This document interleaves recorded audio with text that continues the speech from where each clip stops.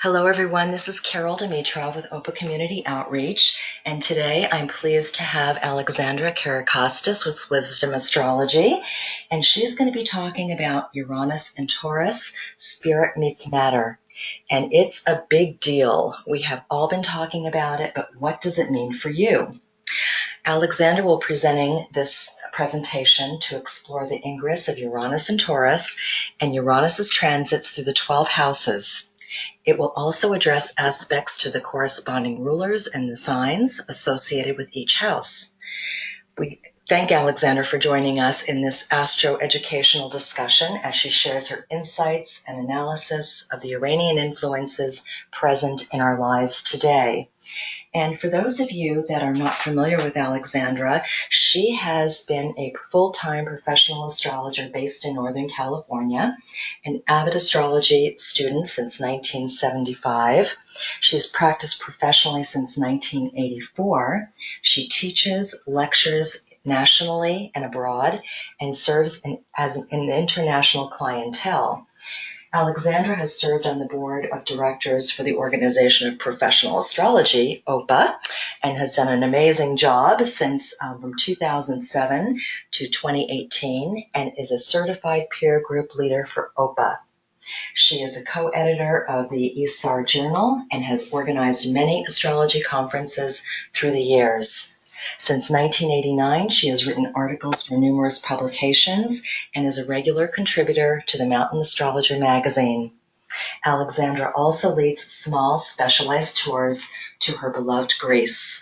And with that, Alexandra, it's all yours.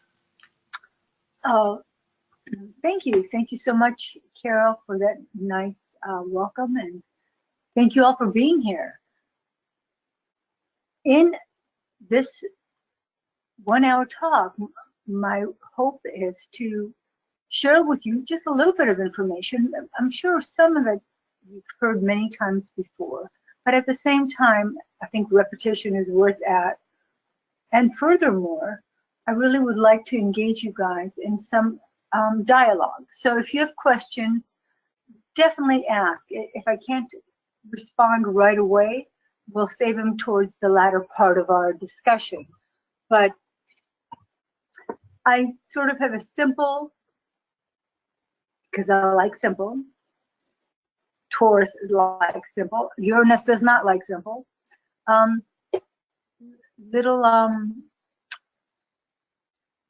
have a PowerPoint. I'm not going to be reading it to you. I have other things that I want to say, but I will be presenting it to you. So, what I thought we would talk about today is Uranus and Taurus. 2018 to 2026. Más y menos a few months when it retrogrades back into Aries in this year. So when we think of, when I think of Uranian energy, I think of the awakener, something that wants to change us up, and its ultimate purpose is to free us to liberate us from those ideas, patterns, emotions, so depending on how it is being activated in our own life, so we can become more free. So that purpose, of course, is very authentic, it's very needed. The process, however, isn't always extremely comfortable. Sometimes it's very exciting and illuminating. It really is. Other times, though, it might be that, and then we find ourselves on the other side of the walk and say, "Oh my goodness, what have I done? Where am I now?" So, so during this period of time, as we've just left Uranus in Aries, and I'm not going to spend a whole lot of time on this, but it really was a period where we saw the Arab Spring. We saw people saying, well, who am I? Don't I count? All those things that have to speak to Aries, about me, my identity. Who am I? Am I worth something? Because that's also what Aries wants to know, is like, do I matter? And now we go on to Taurus, which is, okay, if I matter, do I matter? How can I be useful? What is my purpose? What am I supposed to do with this? One of my favorite little books, you guys, some of you may have it, some of you may not. It's old. It was written in 1975 by a fellow named Swami Kriyananda. Your sun sign is a spiritual guide. And as simple as this little tiny book is, it's really kind of one of my Bibles. Partly because I love the way he speaks of each sign as an unfoldment, as a process of individuation, and does it in really great English, actually. And helps us, well, helped me anyway, really understand that there's a process here. Things are not random. So they're not random. And here we are with Uranus in Taurus. We are at a time of looking at some of the things that we need to shift and change, and probably under some stress, because that's how Uranus works. When we talk about awakening our intuition and higher intelligence and cultivating awareness and all that great stuff, it's true, it happens. But it doesn't happen because we kind of wake up one morning and say, oh, I think today I'm going to be more enlightened. It happens because of purpose. It happens because we're forced to. I wanted to just, for the sake of the presentation, just show you a couple of slides that I really liked of the marriage of Uranus and Gaia. Uranus, Father Sky, and Earth. And so there are many myths, and they all go together. There's lots you can read about it. I'm not going to totally get into it, but I felt it was relevant today because we're talking about Uranus with Taurus. So we're talking about Father God, even though a lot of in Greek mythology we think of Zeus as a god, but really Uranus was Father God, and Gaia was the earth. And each night they would lie together, they would come together and produced a lot of offspring. This became quite burdensome for Gaia. She was like tired of having a lot of kids. And as an act of desperation, she asked her older son, Kronos, Saturn, to say, just like, I need these children to be just shoved within me, and somehow we have to put an end to this by castrating your father, which is a story that continues with him too. The interesting part to me of this short story is that in darkness, it feels like we're more protected. We're in the womb, we don't see all that needs to be seen. But slowly, through evolution and time, we get to. And this part of this very short story, it speaks well to what the conditions are happening today, in my opinion. So we have Uranus in Taurus right now. Taurus, of course, has to do with, we all know about Taurus. It's the second, in Western astrology, we say it's the second sign of the zodiac, and it has to do with Earth, it has to do with stability, it has to do with, making matter work for you, using resources that you have to become productive,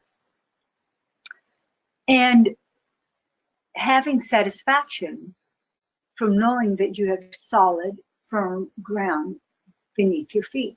Most people that have strong Taurus elements usually like to know they can be huge adventurers, but they still like to know that there's safety there. They're coming from a place of groundedness. So here we have this element of Uranus into Taurus. So it's like the game changer. It's the let's bring it on unexpectedly, wildly. Let's bring truth and let's bring it to earth. Let's bring it on an earthly plane. So I know you guys, or at least some of you guys, have been listening to some of these, a lot of great information out there on what this means. And it really does have to do with how is it that we can change our behavior as to how we relate to our earth, Taurus. Much of the time, we end up expecting things to change. We think, oh, well, the moon is here, this Mars is there, and this is there, but nothing changes because all these elements are really aspects of our own self. So unless we initiate them and ignite them, not a whole lot's going to change. At least that's my opinion. And of course, having a strong Pisces Aries in my chart makes me feel like, yeah, we get to make things happen. We don't expect things to happen. We're not victims. So what I wanted to do is talk a little bit about, as Uranus goes through each one of our houses, I suspect most of you know your chart and what house system you're using. And just use the house system that works for you. And also look at the planet that's associated with that sign. As an example, you know, when we go into the first house, we're also looking at Mars. I have some words written up here. They're for you. I'm not going to read them. But when I think about Uranus moving into the first house, or Uranus having some poignant contact with Mars, to me, it's actually life-changing. It's like your life shatters, and because also the first house is a solar, it's a assertive house. It often has to do with certain men in our life or the solar principles in our life. Some change may come over them that really affects our life. But one way or another, think about it. While Uranus has been in the 12th house, there's been things stirring up, right? It's all this unconscious stuff that we don't really raise to consciousness, kind of lurks. And then once it comes into the first house, it's like all of a sudden, it's kind of like these gates become open, and we sort of dive into a new and very different part of our life. Can anybody hear me? Does anybody even know what I'm talking about? Yes, we can hear you, Alexandra. Yes. Okay. Yes, it resonates deeply. So Uranus in that first house, and a lot of times what I've also noticed, you guys, is Uranus is kind of an exception because we usually feel things pretty quickly with Uranian energy, just because it's sudden, it's fast. But for most transits, I want to tell you, we don't usually notice them. I don't usually notice them in my own charts and in my clients' charts until they're the mid or latter part. And I've only sort of come to this conclusion in the last like maybe 15, 20 years. So anyway, but Uranian energy seems to be much more in your face. So in the first house, you know, what we're looking at is like the questions are, what's your approach to life, your identity? It's like existential chaos. You know, what do you want? What's appropriate for you? And what is the price that you're paying to be yourself? If we associate, which I am in this talk, Mars as it rules the first house, I would say, you know, check out Mars in your chart. See where it's at. The area of life that Mars affects is going to be highly stimulated by this particular transit of Uranus in the first house. Especially if you have, you know, strong aspects to it. And I always think of, I primarily use the hard aspects because those are the ones that really speak. The other ones work too, but this is what really speaks. As we go into the second house, and some of you already may, you know, I suspect all of you are somewhere in this gamut. Saturn in this, Uranus in the second house definitely affects our relationship to money. It doesn't mean that money changes, though it often does. What happens is our relationship to money changes. I knew of a person who, she was fine, she was all dandy, but all of a sudden she had like unexpected, she had money. But she didn't really have to work that hard to get money. Uranus moved into her second house. Initially, the experience was she didn't have very much money. She was shocked. Then, because of her own productivity, which is the Taurus, being productive, making something, she actually started making money, but it wouldn't have happened had she not felt so jostled by Uranus in her second house and disturbing her stability financially. Also, a lot of times it's, you know, new ideas, new thoughts about how do I do this? You know, how do I create revenue for myself? And we don't always know. Just because Uranus moves into your second house today, as an example, or tomorrow, it's usually, it seems to me, till those mid degrees, or somehow that it gets into that mid part of your house, your life, that you start getting some ideas and then begin to execute them. Because life is sort of a very organic journey. It doesn't happen at once.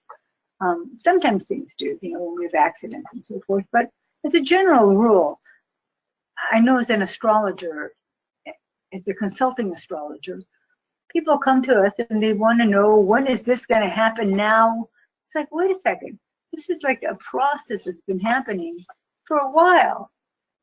Be patient, you know, just see how things unfold. Uranian energy is a bit spicier, so it does unfold a bit quicker. If we go into the third house, Alexandra, just while we're on the second real quickly, Moon has a great comment, and she writes, Uranus has been in my second for a while, but since it's entered, I've been more willing to take risks financially. I'm sorry, she's been wanting to take a rest? She's been willing to take more risks financially since Uranus has, I mean, that's like, that would be a very Uranian thing to do. Now, I would also ask, okay, so where's Mars, or what's the ruler of her first house? And let's go there and let's see if there's some more information we can gather to make other decisions about that. And maybe not. I think this is good. But I mean, at face value, this is good. This is when you take time. This is when you make risks. And as well, you know, we always have some idea, or I say we, the proverbial we, have ideas about where we're going in our life and what we should be doing and all this stuff. And you know what? It just doesn't always work that way. And I think Uranian energy is here to also remind us that there's really a lot of grace in unknowing what the ultimate outcome is. And we have to hang on to that grace. And I think all of the outer planets really want to grace us, I guess you can say, to create space for grace, to see what happens. I mean, usually, especially with the outer planets, we don't understand more deeply their essence until we get older. And I think there's a good reason for that. That was a very long-winded answer. Did that suffice? I believe so. She does say Taurus, so I'm thinking that when you asked about what was in the first house, what was in her second house, I believe that's what she wrote was Taurus. I'm not quite sure. Or maybe when you were asking about Mars, but I think she understands the idea behind your answer. Thank you. Okay, yeah, no, I only said Mars because Mars also rules the first house. So it's how we initiate, how we take action on our own behalf. So this would be very telling. And she is clarifying. So she's saying, and this is how I originally had gotten it, that Uranus has been in her second house but entered Taurus when she actually noticed the change. So that's when it really was obvious to her. And then she said she'd look at Venus, take a look at Venus.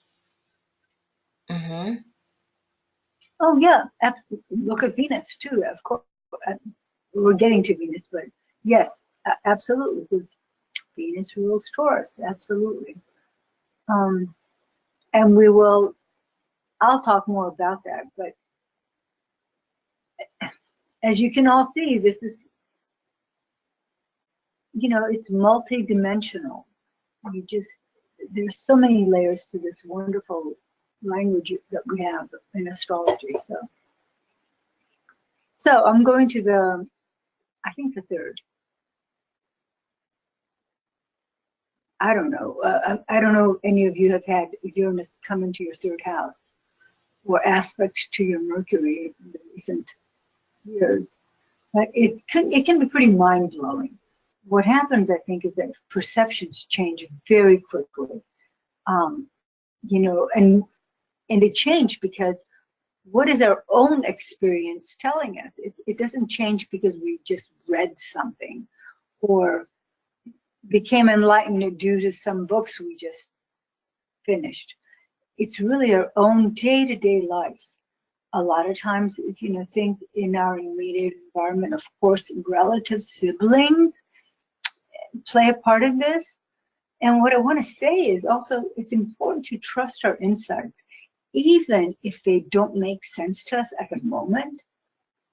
You know, maybe we're like a quadruple Capricorn with everything in Taurus, and we want to be shown how things are done. Trust your gut right here. Trust what it is that your intuition is saying, and really pay attention particularly to Freudian slips, because sometimes we end up saying things we don't know that we don't know. We didn't know we know. It's important with Uranus in the third to be extra mindful of the things that we don't know. It's easy for us to, kind of know what we think we know, have a certain idea about how the world works in our immediate environment. This is a time when perceptions can crack open. I actually wrote some things down here that are exactly what I want to say. So yeah, cognitive dissonance. I think that's a really good one to pay attention to, because this is being open, being willing to understand things in new ways. It's what Uranus in the third house wants us to be helped with. And especially as it makes contact with Mercury. So look at Mercury in your chart. Where is it at? What house is it in? I know Mercury is going to be ruling here in your third house and your sixth house. In this particular case, I'm thinking, look at your day-to-day life, your siblings, your everyday environment, because, a lot of times we take for granted our thinking, just our perceptions of life. Actually, they pretty much dictate how our life goes, our attitudes. So Uranus here says, hey, maybe there's some attitude changing we need to do, without having to result to substances. Let's learn something new. Let's look at something. Let's do a meditation. Let's do something that is going to really help us see things from a different perspective. I'm carrying on because I'm not hearing questions. So if I hear questions, I'll stop. Right now we don't have any, so you can just continue, and as soon as I receive some, I will go ahead and read them off to you. So when when Neptune comes into our fourth house, I don't know how many of you have that right now. It generally begins with some sort of disruption, but usually, as I said before, the disruption has been coming. Uranus makes it so it becomes obvious. It's like there's no way to avoid what's going on. It's like in our face. So Uranus in our fourth house, it really affects our roots, our sense of belonging, our sense of security, our personal and family myth. And I think this is important. It's the myth part, because we all have a story we tell ourselves. And for the most part, we really buy it. Uranus comes in there and opens up the possibility of perhaps retelling our story. I think this is really important for us to hang on to, because we have many stories. I mean, gosh, there are many truths, there are many stories. And there's stories that are painful and more joyful. Well, I don't know what we want to hang on to. But essentially, it's the time to leave home, literally and metaphorically, upon you when you have Uranus in the fourth house. It's to recreate a home internally that is more appropriate with who you are today. You're not the same person you were when you were 5 or 2 or 10 or 15 or 20 or 30 or whatever, 50.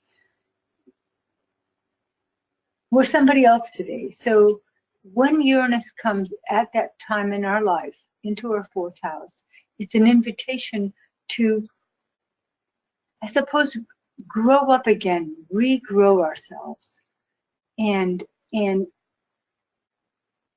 arise from a place of strength that is very different, that is also true to our authenticity. Who are we? What is our story? Our story gets to change. I mean, we're not going to be telling crazy stories, I don't think, but you know, the shift changes. I don't know about you all out there, but I know that for me, it's been very powerful when attitude is, it's all about attitude, right? We shift our gaze, our sight, and we see things differently, and all of a sudden our tree blossoms in different ways. Ariel just commented that by reviewing the Uranus house transit of her life, she's received much insight. I'm sorry, just come again, Carol, pardon me. Yes, Ariel writes that reviewing the Uranus house transits of her life gave her much insight. Yeah, absolutely. Well, you know, in essence, it's a time to leave home, and it's a time to realign ourselves to our outer world. And in this case, being the fourth house, it has to do with our home base, whatever that reflects for us. It's different things for different people. Thanks, Ariel. Thank you for that. All right, so on we go to the fifth house, or the sun. I'm not going to read it to you. You guys get to read all that. But when the Uranus goes into the fifth house, it's really about letting go of the constraints that prohibit us from our own creative urges. All these things that, you know, we should be, we could be, this is what I'm supposed to be, who we imagine we are in as far as our expressive beings, right? How we identify with our ego, right? That's the fifth house, that's the sun. So Uranus comes in there. Of course, it can affect our romance, it affects our children, it affects all those things we create and our offspring and all that traditional stuff, for sure. I think it does. But it's really about a excitement, a renewal of an awakening of paths to our own pleasure and recreation, and how we relate to our children, and how we relate and recognize our own personal power. That can mean different things to all of us, right? Again, I would say, look where your sun is in your chart. Look at how it's aspected, because that is what's going to be activated. And I'm happy to answer questions if you have any. But Sun in the fifth, Uranus in the fifth, really does want to inspire. Like, whoa, what about me? Most of the time in life, what ends up happening is that little me, that fifth house me, you know, the fifth house me being, you know, why am I special? Am I special? Doesn't that usually feel very special? It feels sort of underseen. So here's a time, because underseen, I'm sorry, I'm being Greek here. It's not being seen well enough, not clearly enough. Largely because we're so often admonished in a way to be whatever we're supposed to be according to our class and culture and all that stuff. But when it comes to the fifth house, it's like, what about me? It's just like the raw me here, the sun. It's like, ooh, look at me. Look how beautiful I am. Uranus comes in there and it ignites that stuff. So depending on how your sun, like let's say you have Sun Saturn, hey, what a fantastic time to just say, you know, Saturn, you are really heavy on me, off. Or let's say you have Sun Mars, and I'm not talking conjunctions, I'm talking the hard aspects, I don't care, pick one. It's like, I'm going to slow down. I don't need to do it this way. Or Sun Venus, or Sun Pluto, which in and of itself can say, you know, this is always, you know, we're going to keep growing, transforming. This Uranus comes in there and says, you know, let's try it differently. Let's blow this thing up. Ariel writes an uninteresting comment, and she wrote, when Uranus went over Saturn in my 5th house, I became serious about astrology. And then she also writes, what has affected every relationship since Saturn is in my 7th house ruler. So I'm sorry, I did. I'm thinking she's making a comment more than a question. She said, what has affected every relationship I'm since sorry, Saturn? what was the last question? I apologize. Oh, that's okay. She writes, when Uranus went over Saturn in my 5th house, I became a serious astrologer. And then what has affected every relationship since is Saturn in my 7th house ruler. So So the comment is that she became serious about astrology, and that she's had relationships being affected when Saturn, you know, was also affected. That was her 7th. Saturn apparently is her 7th house, the ruler of her 7th house. I'm thinking that's what she means by that. And Ariel, you might want to, which, not what. Hi, okay, so she. I just unmuted myself for this. Oh, great. To answer this. When Uranus went over my Saturn in the 5th house, suddenly I was passionately, and I've been interested in astrology all my life, but at that point I became a passionate student. It was in Scorpio, so I was like, oh, gotta do this. But Saturn rules my 7th, so every relationship I've had since has been affected by that, because of course they all get subjected to an astrological analysis, and it's given me perspective beyond my wildest dreams on relationship dynamics. But it all goes back to that Uranus transit through my 5th. Right. Well, does that make sense to you? How it sort of blew up your idea of what you were supposed to be doing? Absolutely, it certainly did. Yeah, that's what, you know, because, you know, ultimately, I tell everybody this, is that Uranus wants us to break up the myths that we carry that keep us from being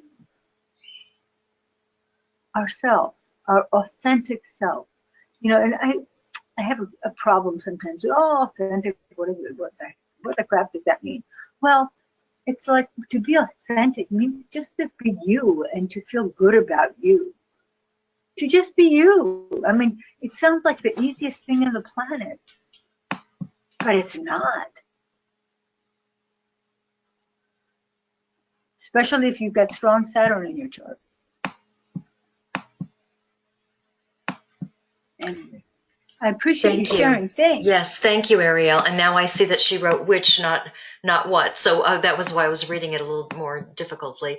Thank you for clarifying that. And Patty also has a maybe question comment. She writes, my sun is in the 5th, 9 Taurus. When it conjuncts my sun, it will square my Mars in Aquarius in the 2nd house. I'm a bit nervous about that. Do you have any comments about that? Okay, well, you know what? I would love to I can certainly appreciate you being nervous. I would also want to, you know, come on. We're talking Saturn and Taurus, right? So we're not talking the most optimistic, happy-go-lucky pieces here.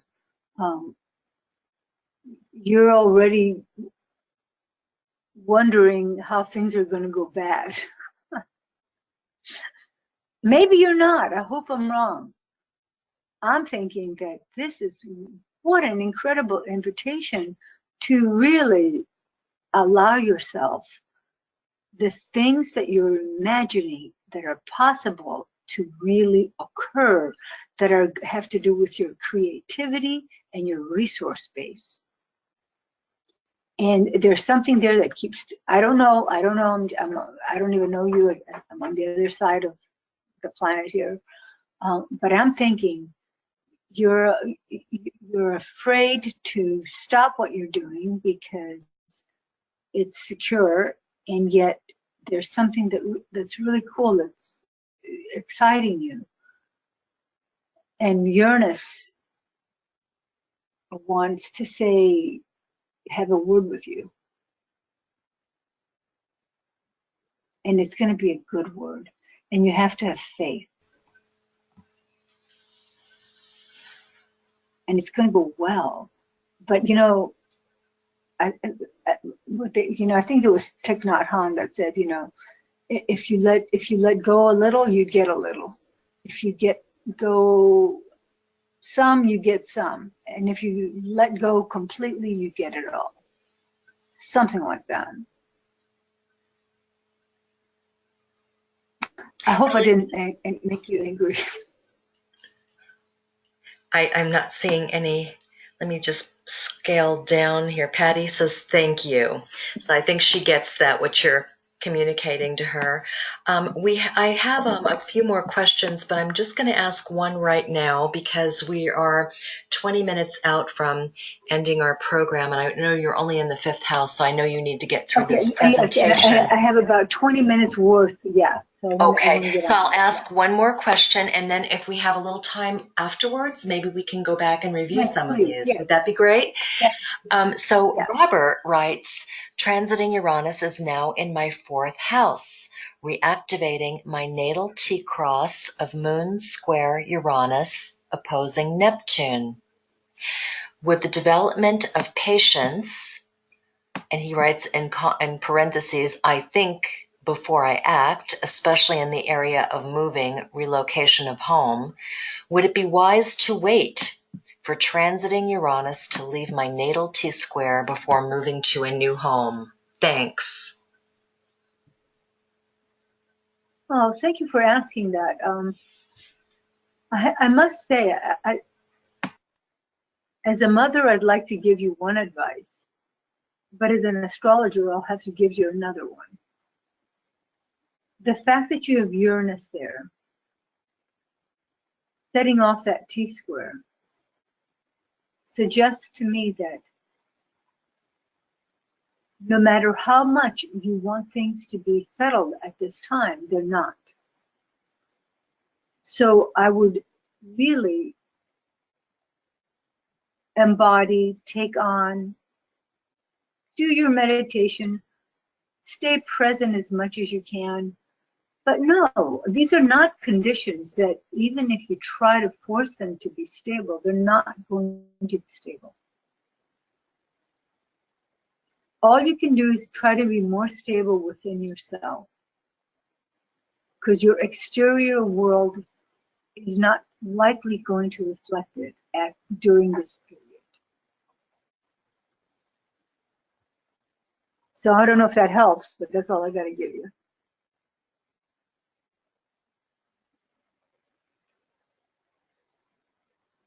Thank Carol, you. can I carry on? Yes, thank you. Please carry on, because we are getting people recommending that we finish up the presentation and maybe ask questions later if we have additional time. We talked about the 6th house. I want to talk about.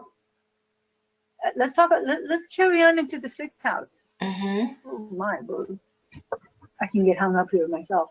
Okay, so you can see some of the stuff that I've written on. So I think that the sixth house really is about honoring our daily life, our obligations, our responsibilities, recognize which of them are worthy and which of them need to be revised. How is it? Because, you know, even though we always think, oh, it's the bigger picture in our lives, this is what really matters, that's just poppycock. It's the everyday experience that really makes our life, it seems to me, you know? So it's our current state of our affairs, in our work, in our health, in our practices of our health. And, you know, how is it that we, you know, remember it's another Mercury sign. So it's about how do the dots connect. So when we have Uranus coming into the sixth house, we can expect several different things over that period of time. Again, look at Mercury in your chart. Look at Saturn. Look at how these correspond. I think that there's obvious, you know, pick up a cocktail book. It'll tell you, oh, your health, your work, all that stuff's going to change. Yeah, it probably will. But really what's going to change is your attitude about it. That's what's most important. Life is not about what happens to us. It's about how we internally shift to meet life, right? This is the study of astrology. And so Uranus coming into the sixth house suggests that we're bored. We are not feeling like our life is as meaningful. We're not, you know, Uranus wants to give to the world. It's a social sign. It's a social energy planet. Community, it's about communities. Like, how is it that I can up my game in my work, in my community, in my daily life, so I can do this? All right. In order to do that, there's probably going to be some dynamic changes that occur.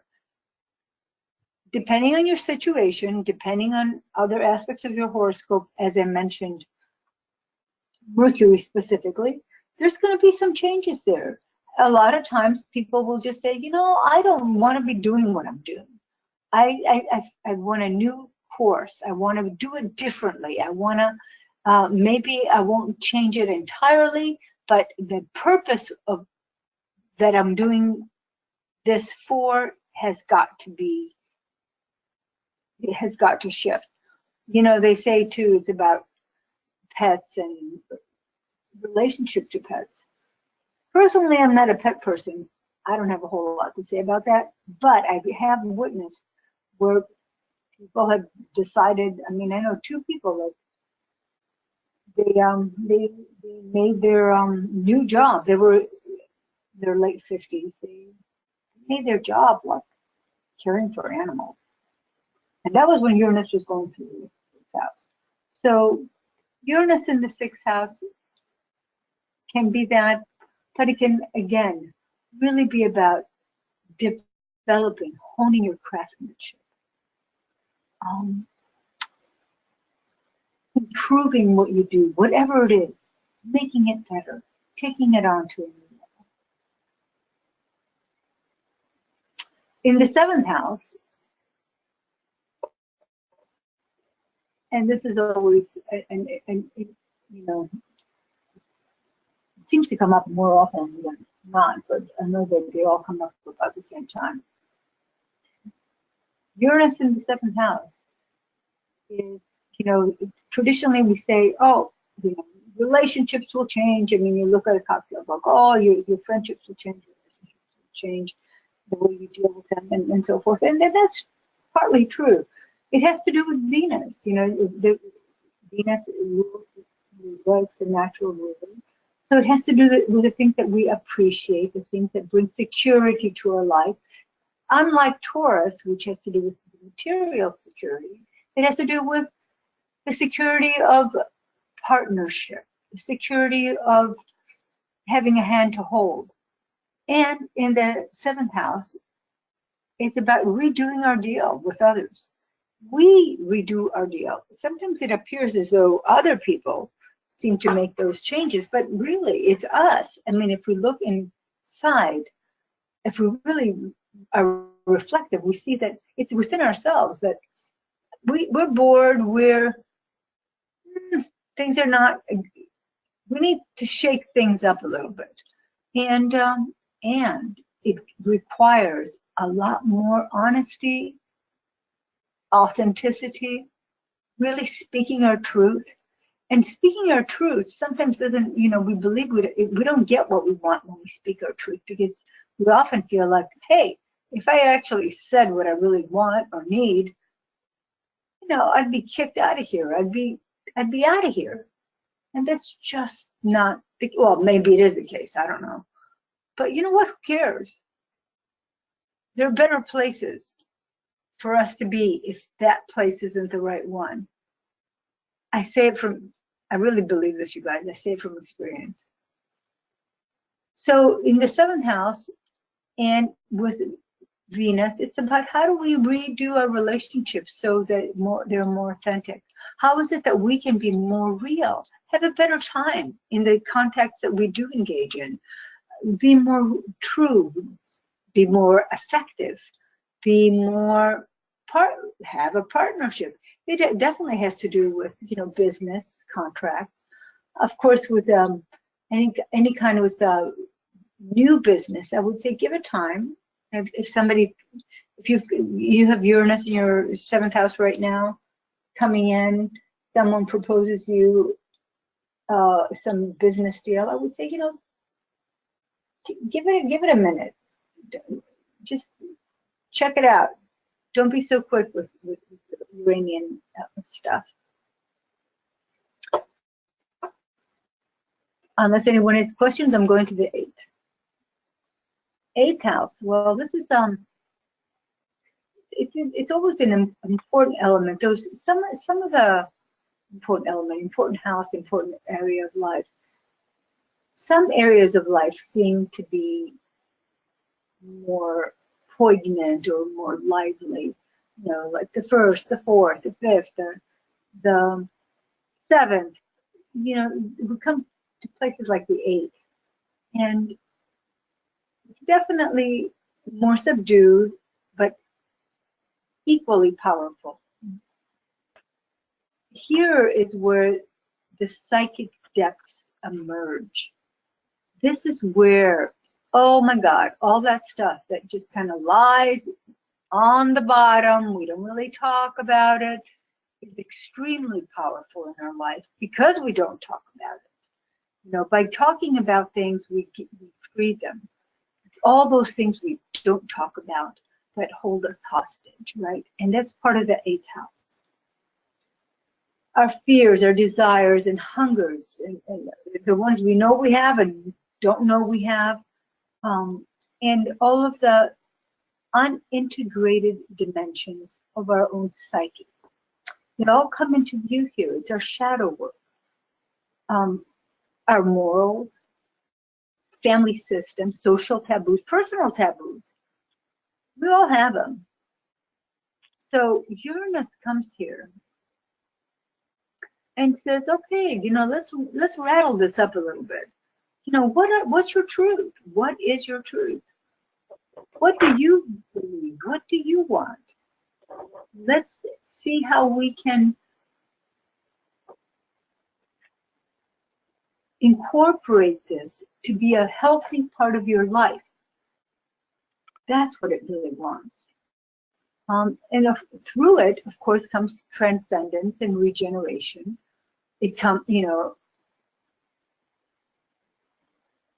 definitely our intimacy, because to be intimate, we need to trust. I remember a good friend said once that, the psychotherapist, he said, what is intimacy?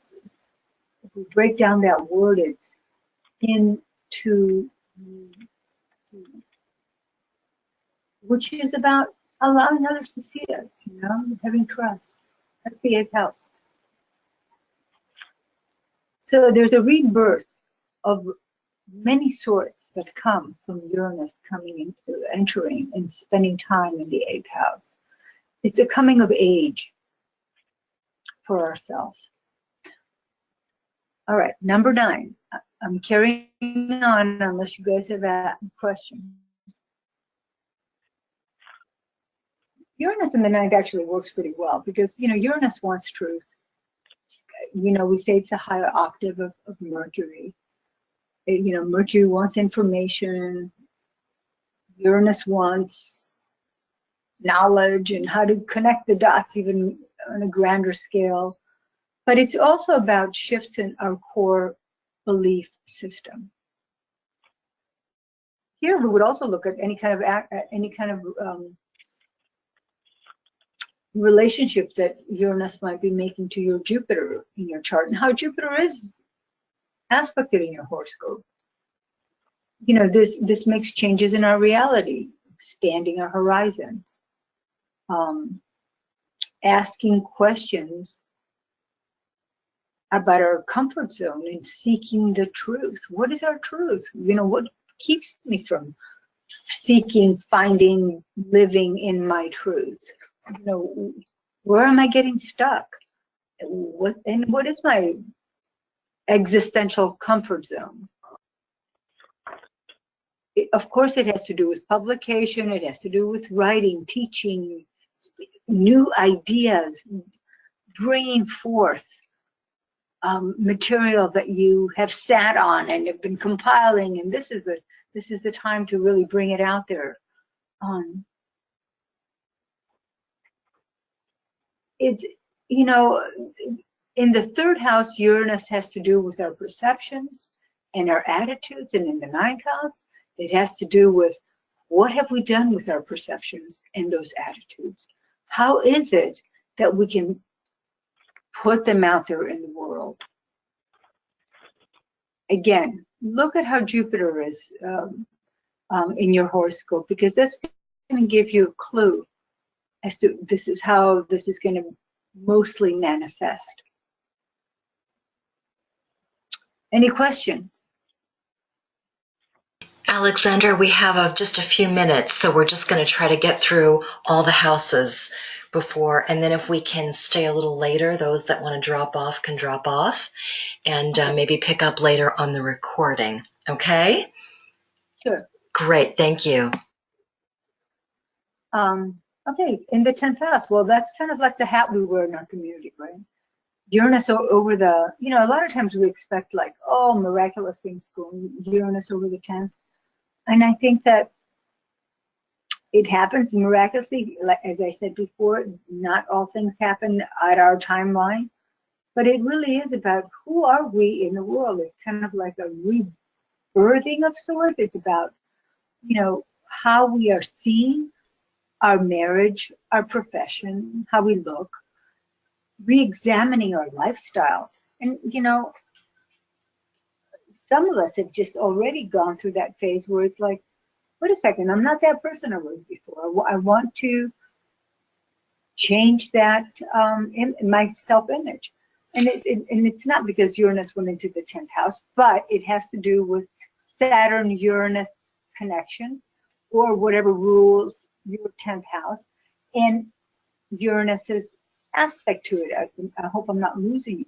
Excuse me, Alexandra, can you just change this? 4-year cycle. Excuse me, Alexandra, can you just change the slide to the 10th house so they can? Oh, sure, I'm sorry. Thank you, that's okay, thank you. Thank you, thank you. So it's also a re-examination of our lifestyle and our beliefs, and especially about our expectations of not others, but of what we expect life to give us. Because we only get out of life what we're going to put into it. And a lot of people think that, oh, I'm going to do this and I'm going to do that. What am I going to get? Well, you're going to get what you're going to put. So this is a wonderful time to re-examine. What am I really putting into it? You know, where's my Saturn? How am I working with this? Do you know my public position in life? Do I have one? Do I want one? Maybe I don't want one. Maybe I want one. Maybe the one I have I don't want. So Uranus, and oftentimes and I haven't said it enough, Uranian energy comes to us suddenly and unexpectedly. Because remember, necessity is the mother of invention. So if we're not seeing something, we usually, the universe will show it to us, without a doubt. So in the 11th house, it really does, it really changes how we're seeing. And for the most part, it's a very good thing, because what we begin to see and experience within ourselves is our more unique, authentic self. In the 11th, and here we are back in Uranus's home, Saturn's Uranus, our priorities change and they evolve. And our friendships definitely go through changes, our associations, our long-term goals. A lot of the things that we thought we wanted and imagined to just seem kind of irrelevant.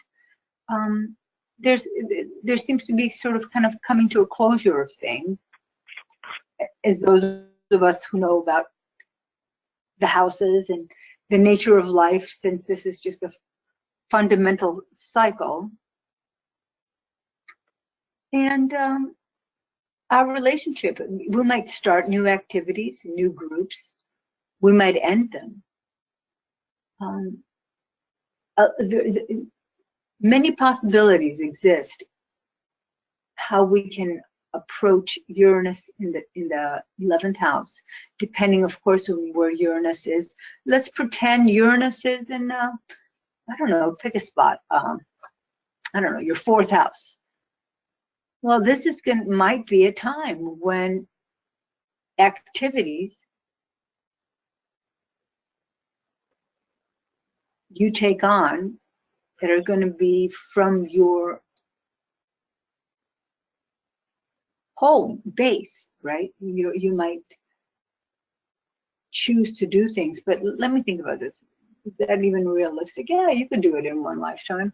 Yeah, it would be that you would use your home as a place to initiate social movements.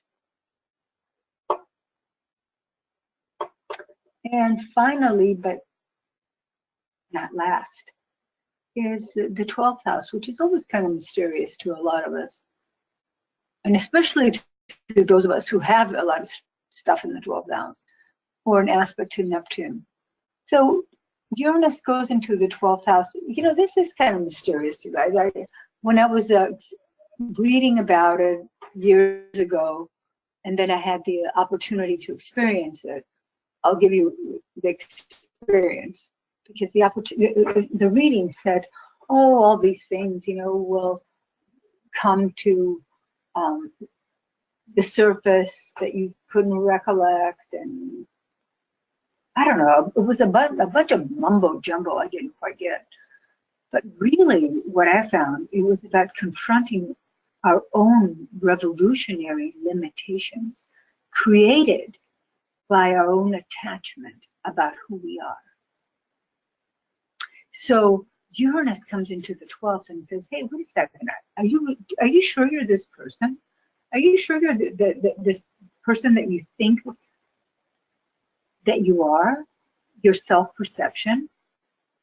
And it becomes a time of surrender of, well, as much as you don't want to give up what you've got, given that you've got nothing else, that's where the freedom is. And that's where together the energy of Uranus and Neptune join for liberation. So it's really about the connection to the divine. It's about discovering our inner resources that connect us to the divine, whatever that might be for each one of us, and the collective, whatever that might be. And of course, to always, I don't know, you got to see the humor in this, right? Because who are we? I don't know who we are. We're so many things, and so many important and meaningful things, and at the same time,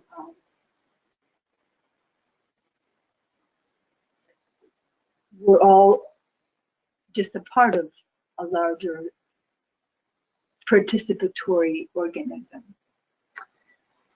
Anyway, God, I hope you found this interesting. I hope you have some questions. Yes, Alexandra, thank you so much. That was a really wonderful presentation. We had, it was so interesting to go around the different houses, and I think it gave people lots of insight on how important it is to take a look at the transits as they're going around to the different houses and how we relate to them. We do have some questions, so if any of you have to get off, the presentation really has completed, but what we can do is, if Alexandra has a few more minutes, we can ask those questions. I will keep the recording going, so just be mindful of that. And for those of you that have to get I'm off, happy to answer some questions if anybody has any. Yeah, and then if those of you that get off later on and you get the recording, you can go back and always revisit some of the questions. I think that would be fair. So let me just run through some of these. I think we had, let's see, I'm going to just go through some of these questions here.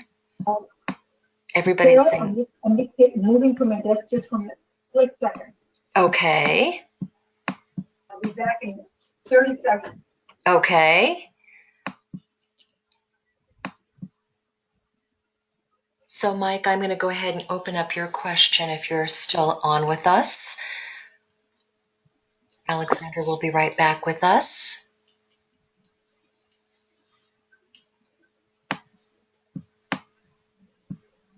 Ellen asks a question, will your slides be available for download? Ellen, because we upload all of this onto YouTube, all you would need to do is go ahead and take that recording link and save that, and then you can revisit the presentation and you would have a copy of that presentation.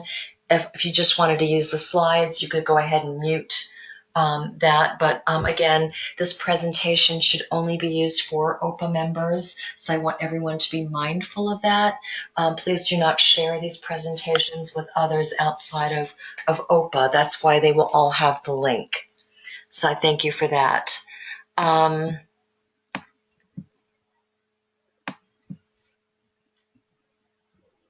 Yes, and Mike, that's pretty much the same thing. You'll have the presentation, you'll have these slides available to you through the presentation. And again, I will be probably working on downloading that link and getting that all to you, hopefully by today. Okay, so we have a question from Mike. Let me zoom back onto that.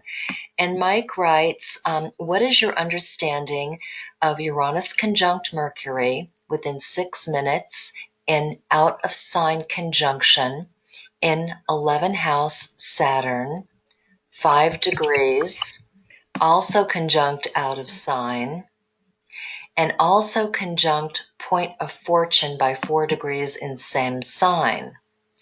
In natal chart, Uranus is conjunct the Sun in Taurus within 5 degrees. I am focused on how I best can use the remainder of my time here. If not answered in this presentation, will you consider answering the question on your website? So I have the answer right now. Let me just capture it again. Sure. So we have you want me to go through that Uranus one and more Taurus? time for you? Yes. He's got Uranus conjunct Mercury within 6 minutes, an out of sign conjunction in 11th house, Saturn 5 degrees, also conjunct out of sign, and also conjunct part of fortune by 4 degrees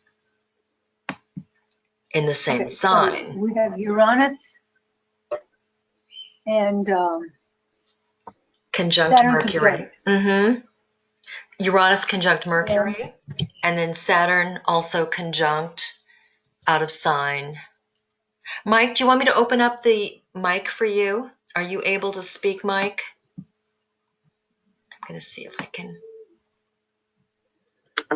Let's see. So, okay. So Mike is born like in 90 something, 90. Let me see if I can open up Mike's mic and see if he can speak. When's your birthday, Mike? Mike, you're self-muted, so if you can open up your mic and speak.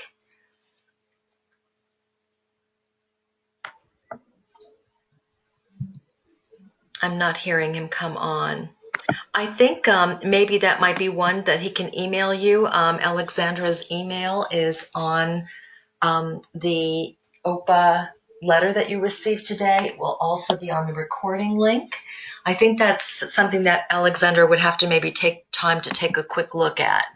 So would that be fair, Alexandra, to recommend that he send you an email? I mean, he can send it to me. Okay. I just because there's a lot of information there, and it just, for that kind of a delineation, I think, or a question for that, I think that might take some time to take a look at. And a lot of people have been asking about, the availability of your slides and your presentation, and I'm letting them know, Alexandra, that this is an OPA presentation and it's not supposed to be shared with those outside of OPA, but they will have the link and they'll be able to review the presentation. And they will have the slides in that way. So all they have to do is click on the link and they have the full presentation. We're getting a lot of thank yous. Jenny says, thank you, Alexandra. It was good to think about our authentic self and how we can make the initial shift to meet life. Thanks for the insight. Victoria Peltz writes, thank you for your wisdom. Let's see. Ariana's question was the next question. Okay, let me take a look at that, sweetheart. Let me go back up and see. I'm looking at so many things here. Let's see what she's got to say. I'm not seeing it for some reason. Mm-hmm. But I just want to briefly say to that gentleman named Mike, with that Uranus, Saturn part of fortune. I don't know. I mean, I suspect that it's either in Libra or in Capricorn. I mean, I don't know when the guy's born. But the challenge here is how to breathe new life and structure into, and because you have the part of fortune there, you should have greater confidence. I want to say to you, have confidence. Don't doubt yourself. Don't do your Saturn thing. Go with what you know. And Mike is saying is about. Oh, I'm sorry, I didn't mean to interrupt. No, I just wanted to say his work here, I mean, has to do with, he's one of those change makers. And Mike is actually, his mic is on. Mike, can you speak? Can we hear you? Hello, Mike? I think he's having a hard time with his mic. So and that's fine. That's fine. Okay. It's not a big deal. Yeah. I just like to button things up. I don't like things in here. Right. So everyone is saying that they enjoyed the presentation. I'm getting someone saying that they had a question after Mike's, but I'm not seeing it on here. So I'm sorry for that. If you want to retype it in, most of the comments are that it was very helpful. Thank you very much. Great presentation.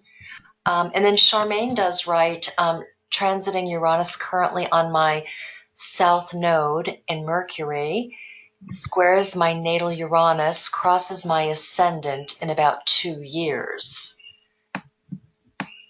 Well, I would say, what a wonderful time. I don't know. My first thought is meditate. Think, go within. Look, instead of, sometimes we run around like crazy, looking for things that are outside of ourselves, and especially this time, given that it's the South Node, I would say be quiet. The answers will arise within you. There'll be an awakening of sorts when it crosses your ascendant.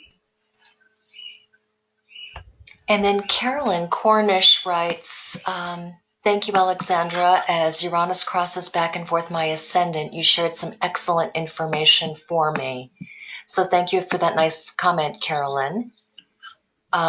Let's see what else we have. Andy writes, hi, Alexandra. This was very informative. Thank you. My comment is about Uranus transiting the 10th house, Taurus, with my natal Uranus in the 3rd, Virgo and natal Mercury in the 10th, and Aries. I am sure undergoing insights as I am in the last year of completing a PhD, complementing how I want to use this work in the world. My thoughts are certainly different about that now versus how I thought about it all when I started it. Thanks again. So it was more of a comment than I think a real question. But first of all, congratulations on obtaining a PhD. That's absolutely amazing, Andy. So congratulations. Yeah, We'd like to hear more about that as well. Mike writes he is now unmuted, but his solutions is fine. Mercury and Saturn is in Aries, he writes. And then Charmaine writes, thank you. Lots of thank yous. Great presentation. And again, Mike, if you want to send Alexandra a quick email, that would probably be the best way because it's a rather complicated scenario with all that aspecting for Alexandra to really, give her full opinion on that. So Mike says he will do that. And then Sarah writes, the fact that Kronos was castrated, does this mean ultimately it loses power in some way? Well, you know what it means? I'll tell you my thought on it. I don't know what it means. But I do know that Kronos castrated his father. Kronos was castrated himself. Basically, it's a too much power kills. And when this is, of course, mythology, and these are stories. And so when we have male figures owning the sky, burying their offspring in the body of the earth, it creates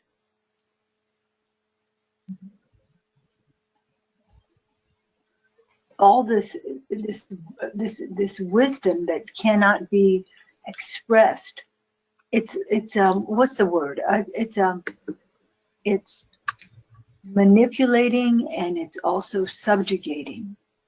It's a story of life as we know it. So it's also in the myths. I mean, it's like male power, and I'm not even that a huge feminist. I mean, I am, but that's not the flag I fly. I think it has to do with the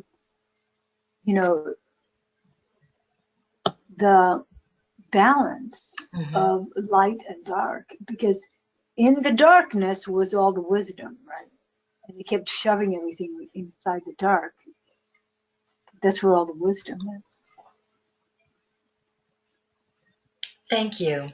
I don't know if I answered that correctly. Well, I think that's something that we can always open up for another discussion, because the myths, of course, are so complex, and there's so much, they're so rich, and there's so much information in them. So that might be something else to revisit at another time.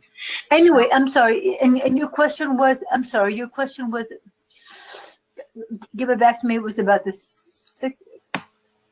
It was about ultimately, does this mean losing power in some way? And I think that would be, okay. I think that would be Yeah, absolute. that's a great question. But I don't know if it's loosening power, but I think it's changing the power. I think it's shifting the power. Yeah, that would be a great topic for discussion on one of our OPA questions of the month, right? So thank you for that. But it is about shifting power. Yeah, very good. So if we, I think we're finished up with our presentation for today. We ran a little bit over, and so for those that had left, they will be able to revisit the end of this presentation as well as reviewing the whole presentation, should they choose. I want to thank all of you who stayed on for the complete overage that we had on the presentation. And again, I will be sending this out later today, no later than tomorrow. So please keep an eye on your OPA outreach email.